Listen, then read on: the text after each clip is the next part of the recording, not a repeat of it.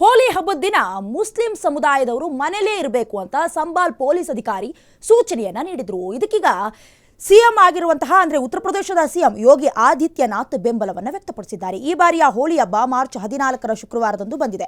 ಅಷ್ಟೊತ್ತಿಗಾಗಲೇ ರಂಜಾನ್ ಶುರುವಾಗಿ ಮುಸ್ಲಿಮರು ನಮಾಜ್ ಮಾಡೋದಕ್ಕೆ ಮಸೀದಿಗಳಿಗೆ ಹೋಗಿರ್ತಾರೆ. ಹೀಗಾಗಿ ಹೋಳಿ ದಿನ ಮುಸ್ಲಿಮರು ಮಸೀದಿಗಳಿಗೆ ತೆರಳದೆ ಮನೆಯಲ್ಲೇ ನಮಾಜ್ ಮಾಡುವಂತೆ ಹೇಳಿದ್ದಾರೆ. ವರ್ಷದಲ್ಲಿ ಶುಕ್ರವಾರ 52 ಬಾರಿ ಬರುತ್ತೆ. ಆದರೆ ಹೋಳಿ ಹಬ್ಬ ವರ್ಷಕ್ಕೆ ಒಂದೇ ಸಲ ಬರೋದು. ಹಬ್ಬ ಆಚರಣೆ ಸಂದರ್ಭದಲ್ಲಿ ನಾವು ಪರಸ್ಪರ ಭಾವನೆಗಳನ್ನು ಗೌರವಿಸಬೇಕು ಅಂತ ಯೋಗಿ ಹೇಳಿದರು.